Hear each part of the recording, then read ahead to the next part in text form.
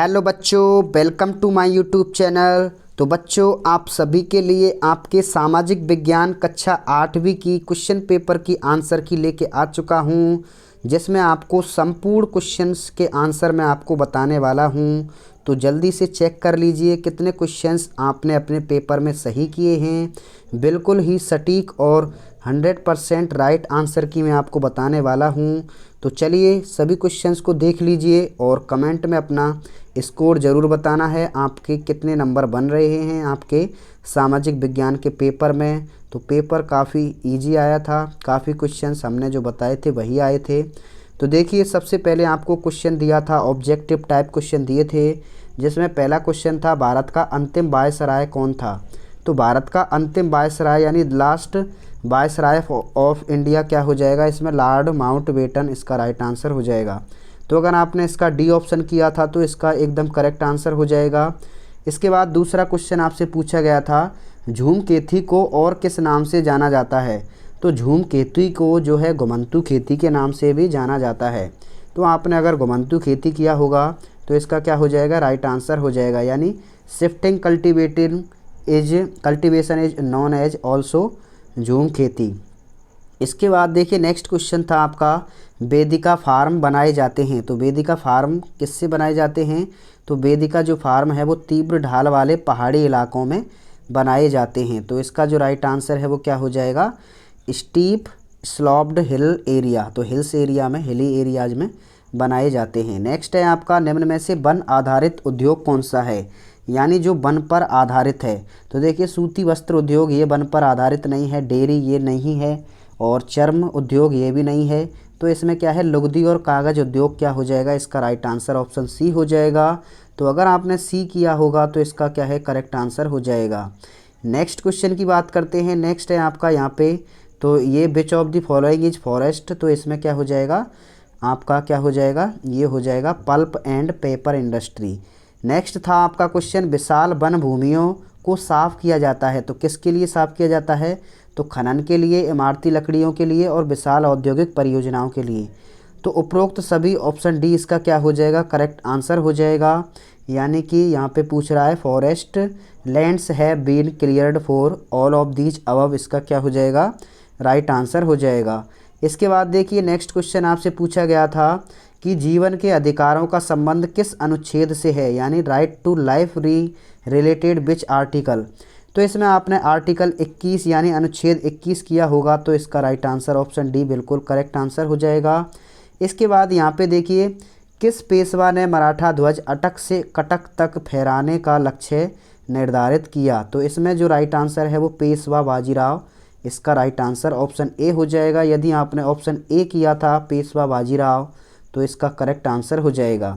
इसके बाद देखिए, ऊंट महोत्सव कहाँ मनाया जाता है। तो बीकानेर में। अगर आपने ऑप्शन सा किया होगा तो एकदम करेक्ट आंसर हो जाएगा, यानी camel festival is celebrated in Bikaner हो जाएगा। इसके बाद देखिए, हम इसके सेक्शन बी के पार्ट की सॉल्व करते हैं। सेक्शन बी में आपको कौन से क्वेश्चन दिए थे। तो सबसे पहले सेक्शन बी में आपको देखिए, नवा क्वेश्चन कोष्टक में दिए गए रिक्त स्थानों की पूर्ति करनी थी। तो यहाँ पे देखिए, क्वेश्चन है आपका, रासायनिक कीटनाशकों और उर्वरकों विनियमित उपयोग के लिए क्या किया जाता है। तो इसमें जो राइट आंसर है वो क्या है, सामान्य तरीका क्या है, भूमि संरक्षण है, यानी क्या हो जाएगा आपका लैंड कंजर्वेशन, इसका राइट आंसर पहले का हो जाएगा।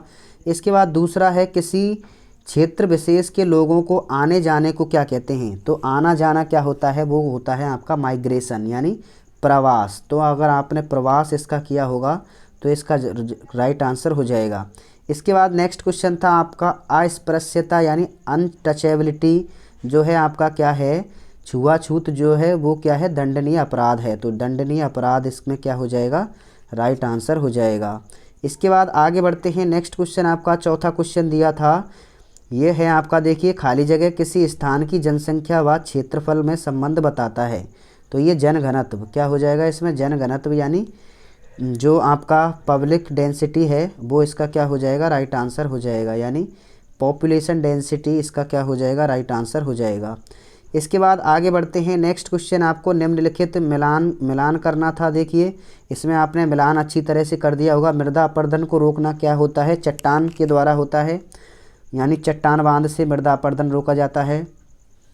इसके बाद नेक्स्ट क्वेश्चन था आपका प्रधानमंत्री कौशल विकास योजना, तो ये 2015 में आई थी। और सामाजिक न्याय के लिए संवैधानिक प्रावधान, ये आपको आरक्षण है। और प्रत्येक 10 साल में जनगणना क्या है, संबंधी सूचनाओं के आंकड़ों को जनगणना कहते हैं। तो इस तरीके से आपको ये मिलाना था, यानी प्रिवेंट सॉइल एरोशन क्या हो जाएगा आपका, और लास्ट वाले से मिल जाएगा। यानी इसमें आपका देखिए किस तरीके से मिलेगा, ये आपका रॉक डैम्स हो जाएगा, और ये PMKVY इसका आपका ये 2015 हो जाएगा। और तीसरे वाला आपका ये हो जाएगा द पॉपुलेशन वाला आपका सेंसस हो जाएगा, कैंसस हो जाएगा, और ये आपका रिजर्वेशन हो जाएगा। इसके बाद देखिए नेक्स्ट क्वेश्चन की ओर बढ़ते हैं। नेक्स्ट क्वेश्चन आपको दिया गया था, निम्न कथनों के जांच करके सत्य और असत्य बताइए। तो देखिए जो जन सुविधाओं से संबंधित जो मूलभूत सुविधाएं होती हैं वो क्या होती हैं, यानी जन सुविधाओं का संबंध क्या है, मूलभूत सुविधाओं से होता है। तो होता है, इसमें नहीं होगा, तो इसमें ये असत्य हो जाएगा। इसके बाद शिक्षित युवाओं को 2 वर्ष की जो अवधि है उसके लिए बेरोजगार भत्ता प्रदान करना मुख्यमंत्री संबल योजना के अकॉर्डिंग आता है, तो इसका क्या हो जाएगा, बिल्कुल ट्रू हो जाएगा। इसके बाद फसलों का बीमा करने के लिए किसानों को राहत के लिए प्रधानमंत्री फसल बीमा योजना संचालित की गई है, तो ये भी ट्रू हो जाएगा। इसके बाद निजी परिवहन साधनों की बजाय सार्वजनिक परिवहन साधनों का प्रयोग पर्यावरण सुरक्षा के लिए बेहतर है, यानी हमें पब्लिक ट्रांसपोर्ट का यूज किया जाना चाहिए, निजी का नहीं, यानी प्राइवेट का नहीं किया जाना चाहिए। तो इसमें ये भी सत्य हो जाएगा, यानी पहला फॉल्स है बाकी सब ट्रू हैं, यानी पहला ही फॉल्स है बाकी सब ट्रू हो जाएंगे। इसके बाद आगे बढ़ते हैं। देखिए नेक्स्ट क्वेश्चन था आपका रैयतवारी व्यवस्था क्या है। तो रैयतवारी व्यवस्था को आपको समझाना था, तो इसमें आपने क्या लिखा है, तो इसमें आप लिख सकते हैं रैयतवारी प्रणाली औपनिवेशिक काल के दौरान भारत में अंग्रेज़ों द्वारा लागू की गई एक भू राजस्व प्रणाली थी। इसे 19वीं शताब्दी के शुरुआत में मुख्य रूप से मद्रास प्रेसिडेंसी और बॉम्बे प्रेसिडेंसी के कुछ हिस्सों में लागू किया गया था। तो ये रैयत वाली व्यवस्था थी। इसके बाद आपको सेक्शन C दिया था जिसमें ईस्ट इंडिया कंपनी के विलय की नीति को आपको समझाना था। तो विलय की नीति को आप किस तरीके से समझा सकते हैं, तो ईस्ट इंडिया कंपनी की विलय की जो नीति थी जिसे व्यापकता का सिद्धांत भी कहा जाता है, जो कि लॉर्ड डलहौजी द्वारा अपनाई गई थी, और जिसके तहत यदि किसी रियासत के शासक का कोई पुरुष उत्तराधिकारी नहीं होता था तो उसकी रियासत को ईस्ट इंडिया कंपनी के अधीन कर दिया जाता था। यही क्या थी, ईस्ट इंडिया के विलय की नीति थी। इसके बाद देखिए नेक्स्ट क्वेश्चन था आपका वुड्स डिस्पैच के बारे में समझाइए, यानी एक्सप्लेन वुड्स डिस्पैच। तो यहाँ पे वुड्स डिस्पैच क्या हो जाएगा आपका, 1854 ईस्वी में भारत के तत्कालीन गवर्नर जनरल लॉर्ड डलहौजी को एक संदेश भेजा था, और इसमें देखिए संदेश भेजा था जिसको क्या है, जिसके तहत यदि किसी रियासत के शासक को, तो ये विलय की नीति है, ये विलय की नीति आपकी हो चुकी है। तो विलय की नीति के अलावा आप क्या है वुड्स, देखिए वुड्स वाला कैसे लिखेंगे, तो 1854 में ईस्ट इंडिया कंपनी के लंदन स्थित बोर्ड ऑफ डायरेक्टर्स ने भारतीय गवर्नर जनरल को शिक्षा के विषय में एक नीति पत्र भेजा था। चूँकि यह नीति पत्र चार्ल्स वुड के द्वारा भेजा गया था, जारी किया गया था, इसीलिए इसे वुड्स डिस्पैच कहते हैं। इसके बाद देखिए नेक्स्ट क्वेश्चन आपका दिया गया था, नेक्स्ट प्रार्थना समाज के कार्यों का संक्षिप्त में वर्णन कीजिए। यानी प्रार्थना समाज जो था उनके वर्णन को आपको बताना था कार्यों के। तो उन्होंने कौन कौन से कार्य किए थे, तो धार्मिक कट्टरता का, यानी धार्मिक कट्टरता थी उसका विरोध किया था, धार्मिक कट्टरता का विरोध। इसके अलावा जाति प्रथा को ख़त्म किया था, जाति प्रथा को क्या किया था, ख़त्म किया था। महिलाओं की शिक्षा को बढ़ावा दिया था, विधवा पुनर्विवाह को प्रोत्साहन किया था, बाल विवाह को ख़त्म किया था, अस्पृश्यता यानी छुआछूत को ख़त्म किया था, और आम जनता के बीच बुनियादी शिक्षा को बढ़ावा दिया था। तो इस तरीके से उनकी क्या है कार्यों को उल्लेखित कर सकते हैं। इसके बाद देखिए नेक्स्ट क्वेश्चन है भूस्खलन को समझाते हुए इसकी न्यूनीकरण, यानी ये क्वेश्चन मैंने आपको बताया था, लगभग सभी क्वेश्चन वही आए हैं जो मैंने आपको पढ़ाए थे लाइव क्लास में और पेपर के माध्यम से। तो देखिए, और अगर आप मैथ की क्वेश्चन पेपर चाहते हैं तो इस चैनल को सब्सक्राइब कर लीजिए, आपको मैथ का क्वेश्चन पेपर प्रोवाइड होने वाला है। तो देखिए मलबा या ढाल सामान्य रूप से सैल, मलबा या ढाल से गिरने वाली मिट्टी के बृहत संचलन को भूस्खलन कहते हैं और यह भूकंप, बाढ़ तथा ज्वालामुखी के कारण होता है। और इसको रोकने के लिए हम क्या करना चाहिए, तो इसको रोकने के लिए हमें क्या है, ज़्यादा से ज़्यादा पेड़ लगाने चाहिए और इसके अलावा भूमि को खिसकने से बचाने के लिए प्रतिधारी दीवार का निर्माण करना चाहिए और भूस्खलन वाले क्षेत्रों में वनस्पति आवरण की वृद्धि करना चाहिए। और इसके अलावा झरना प्रवाहों के साथ साथ भूस्खलन की गतिशीलता को नियंत्रित करने के लिए पृष्ठीय अपवाद नियंत्रण उपाय कार्यान्वित किए जाने चाहिए। इसके बाद देखिए नेक्स्ट क्वेश्चन आपको दिया था, मानव संसाधन को क्यों महत्वपूर्ण बताया है। तो मानव संसाधन का महत्व आपको बताना था। तो मानव संसाधन अत्यंत महत्वपूर्ण साधन है क्योंकि मानव की प्रकृति के अनेक संसाधनों का उपयोग करता है और इसके अलावा लोग और अधिक संसाधन बनाने के लिए प्रकृति का सबसे अच्छा उपयोग तभी कर सकते हैं जब उनके पास ऐसा करने का ज्ञान, कौशल तथा प्रौद्योगिकी उपलब्ध हो। तो इस तरीके से इसका आंसर आप आसानी से लिख सकते थे। नेक्स्ट क्वेश्चन आपको देखिए भारत के नक्शे को बताना था। तो भारत के नक्शे को मैंने आपको आसानी से बताया था।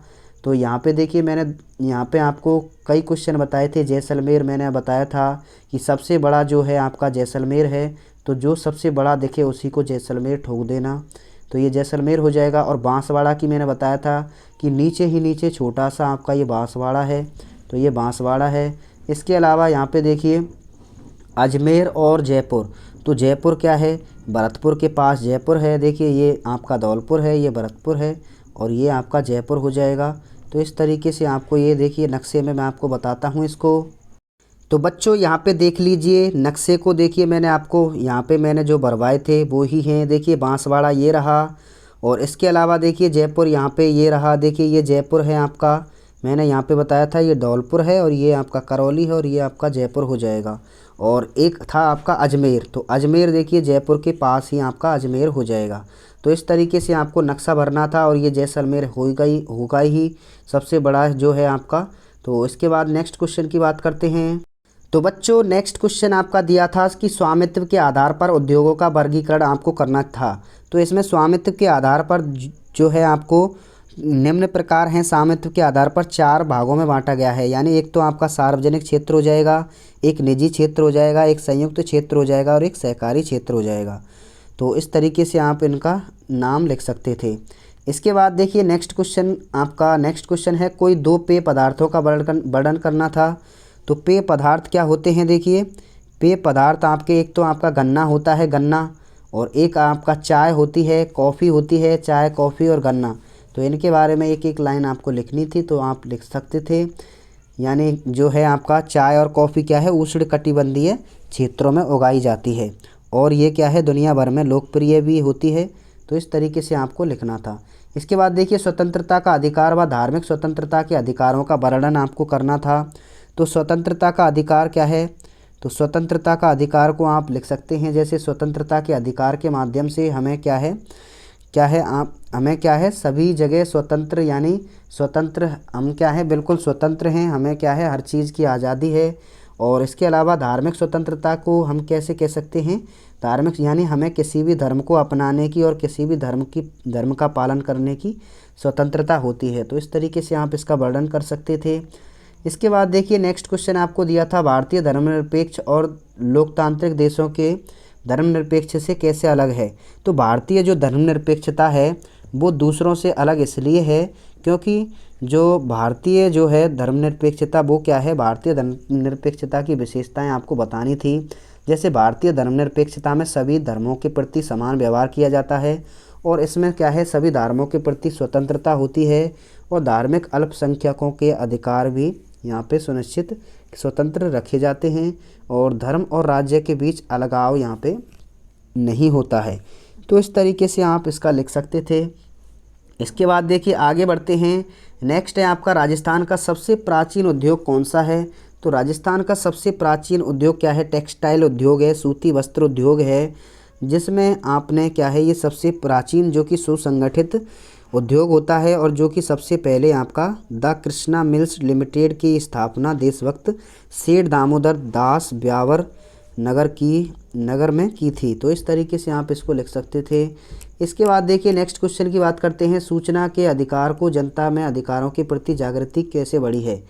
यानी जो सूचना का अधिकार है वो क्या है, नागरिकों को सशक्त बनाने, सरकार के कार्यों में पारदर्शिता दिखाने और उत्तरदायित्व को बढ़ाने के लिए क्या है ये लागू किया गया है। यानी हम क्या है किसी भी क्षेत्र की गतिविधि को हम जान सकते हैं, उनकी सूचनाओं को हम ले सकते हैं। यानी हमें क्या है बिल्कुल अधिकार है, यानी बिल्कुल पारदर्शिता होनी चाहिए, बिल्कुल ट्रांसपेरेंसी होनी चाहिए। कोई भी किसी भी बात को छुपा नहीं सकता या उसको बताने से मना नहीं कर सकता। तो इस तरीके से आप इसको लिख सकते थे। राष्ट्रीय आंदोलन के दौरान 1922 और से 1929 में घटित घटनाओं का वर्णन करना था। तो कौन कौन सी घटनाएं घटी थी, जैसे असहयोग आंदोलन की शुरुआत हुई थी, चोरा चोरी घटना हुई थी, स्वराज पार्टी का गठन हुआ था, साइमन कमीशन का बहिष्कार हुआ था, लाहौर कांग्रेस अधिवन हुआ था, पूर्ण स्वराज का प्रस्ताव पारित हुआ था, भारतीय कम्युनिस्ट पार्टी का गठन हुआ था। तो कोई 2-3 आपको इसमें लिखनी थी। इसके बाद देखिए नेक्स्ट है 1857 की क्रांति में झांसी की रानी लक्ष्मीबाई का योगदान आपको बताना था। तो झांसी की रानी क्या है 1857 की क्रांति में ब्रिटिश शासन के खिलाफ बहादुरी से लड़ाई लड़ी थी और झांसी की रानी की और स्वतंत्रता के लिए संघर्ष किया, जिसके लिए क्या है उनको वो क्या है नायिका बन गई थी। जैसे झांसी की रक्षा की थी, स्वयं सेवक की सेना थी और अंग्रेज़ों से लोहा लिया था, तात्या टोपे का सहयोग किया था और इसके बाद वीरगति को वो 1858 को प्राप्त हो गई। तो इस तरीके से आपको लिखना था और राष्ट्रीय नायिका भी कहलाई, इसलिए इस तरह आप लिख सकते हैं। इसके बाद नेक्स्ट क्वेश्चन था आपका, स्वतंत्रता संघर्ष में महिलाओं की भूमिका का वर्णन करना था। तो स्वतंत्रता संग्राम में महिलाओं ने महत्वपूर्ण भूमिका निभाई। उन्होंने शांतिपूर्ण विरोध से लेकर क्रांतिकारी कार्यों तक विविध भूमिकाएं निभाई थीं, जैसे कि रानी लक्ष्मीबाई, सरोजिनी नायडू, अरुणा आसफ अली और बेगम हसरत महल। तो इन्होंने क्या है संग्राम में क्या है महत्वपूर्ण भूमिका निभाई थी, जैसे सक्रिय भागीदारी ली थी, सामाजिक सुधार किए थे और नेतृत्व किया था, सभी का प्रेरणा दी थी सभी को। तो इस तरीके से आपको लिखना था। इसके बाद देखिए 1857 की क्रांति की शुरुआत के समय सैनिकों द्वारा की गई लेकिन जल्द ही सैनिक जन विद्रोह का रूप धारण कर लिया। तो इसका आंसर आप आसानी से कर सकते थे, तो ये आपने कर दिया होगा। और लोकतंत्र के स्वास्थ्य संचालन में विपक्षी दल की भूमिका। तो विपक्षी दल की भूमिका क्या है, चुनाव हारने वाले दल जो सरकार बनाने में असफल रहते हैं विरोधी पक्ष की भूमिका निभाते हैं तथा वे सरकार के कामकाज की नीतियों और असफलताओं की आलोचना करने में महत्वपूर्ण कार्य करते हैं। इसके बाद देखिए नेक्स्ट क्वेश्चन है 1850 के दशक की शुरुआत में जनहित याचिका। ये क्वेश्चन मैंने आपको बताया था जनहित याचिका क्या है।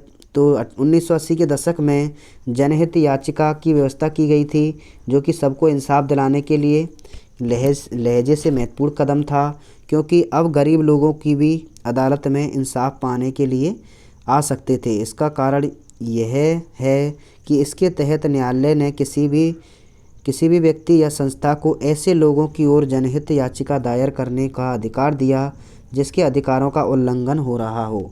तो इस तरीके से आप इसको लिख सकते थे।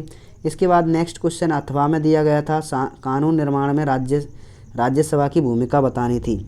तो राज्यसभा की भूमिका आपने यह राज्यों का प्रतिनिधित्व करता है, कानूनों की गहन समीक्षा करता है और लोकसभा के निर्णयों पर नियंत्रण रखने का मदद भी करता है। इसके बाद देखिए नेक्स्ट क्वेश्चन आपको, भारत में एकीकृत न्यायिक व्यवस्था की गई है, तो इसको कैसे स्पष्ट करेंगे। तो भारतीय संविधान के तहत एकीकृत न्याय व्यवस्था की गई है। इसका मतलब यह है कि भारत में सभी अदालत एक दूसरे से जुड़ी हुई हैं और सर्वोच्च न्यायालय की देखरेख में काम करती हैं। इसके अलावा देखिए सबसे ऊपर सर्वोच्च न्यायालय होता है इस तरीके से, और उसके बाद उच्च न्यायालय होता है और सबसे नीचे अधीनस्थ न्यायालय होता है। तो इस तरीके से इसको आप लिख सकते थे। ठाकुर कुशाल सिंह चंपावत का योगदान आपको बताना था। तो ठाकुर कुशाल सिंह ने कई योगदान दिए, जैसे ठाकुर कुशाल सिंह ने 1857 के विद्रोह के दौरान मारवाड़ क्षेत्र में स्वतंत्रता संग्राम का नेतृत्व किया, विद्रोहियों का नेतृत्व किया, ब्रिटिश सेना को हराया, स्थानीय समर्थन, अदम्य साहस, आहुआ का युद्ध। तो इस तरीके से आपको टिप्पणी लिखनी थी। ग्राम पंचायत के आय स्रोतों को लिखिए। तो ग्राम पंचायत का आय स्रोत क्या होते हैं। तो जैसे संपत्ति से स्रोत आता है, किसी की संपत्ति है उसको उसमें क्या है आता है। इसके अलावा भूमि और भवनों पर कर लगाने पर उनको संपत्ति आती है, आय आती है और राज्य सरकार से अनुदान में भी मिलता है और सामान्य संसाधनों जैसे तालाब, चारागाह आदि से भी आय आता है। इसके बाद देखिए नेक्स्ट क्वेश्चन है आपका, नेक्स्ट क्वेश्चन आपको दिया था राजस्थान राज्य में स्थापत्य कला का धनी है, यानी राजस्थान क्या है स्थापत्य कला का धनी है। इसको कैसे कर सकते हैं, तो क्या है राजस्थान में भव्य हवेलियाँ पाई जाती हैं, अद्भुत किले पाए जाते हैं, जटिल नक्कीदार मंदिर भी हैं, शुष्क जलवायु है और पत्थर की नक्काशीदार जाली भी हैं। तो इन सभी के कारण क्या है स्थापत्य कला क्या है अनूठी है। इसके बाद देखिए नसीराबाद में विद्रोह का कारण, विद्रोह का वर्णन आपको करना था। तो उसमें क्या है देखिए 28 मई 1857 दोपहर 3 बजे क्या है विद्रोह हुआ था। स्थान नसीराबाद छावनी अजमेर में। और इसमें क्या है कार्य, इसमें इस तरीके से आप अपने हिसाब से इसको लिख सकते थे। तो इनमें क्या है अपने हिसाब से आपने लिख दिया होगा। राजस्थान में ग्राम न्यायालयों का गठन कीजिए। तो ग्राम न्यायालयों का गठन आपको करना था। ग्राम न्यायालय का गठन ग्रामीण इलाकों के लोगों को आसानी से न्याय दिलाने के लिए किया जाता है और इन न्यायालयों की मदद से ग्रामीण इलाकों के लोगों को सस्ती और तेज़ी से न्याय मिलता है। इसके बाद देखिए नेक्स्ट क्वेश्चन, गागरोन के जल दुर्ग की विशेषताएं बतानी थी। तो गागरोन में क्या है न्याय की, तो यहाँ पे देखिए गागरोन वाला इसमें क्या है विशेषता क्या लिख सकते हैं, जैसे मजबूत संरचना है इसकी और ऐतिहासिक महत्व है इसका और जल दुर्ग भी है इसमें। इसके अलावा उत्तर भारत का एकमात्र ऐसा किला है जो चारों ओर से पानी से घिरा है और यह अपनी मजबूती, संरचना, ऐतिहासिक महत्व के लिए जाना जाता है। तो इस तरीके से आपको ये क्वेश्चन करने थे। तो कमेंट में अपना स्कोर ज़रूर बताएं और मैथ के पेपर के लिए चैनल को सब्सक्राइब कर लें। Thank you.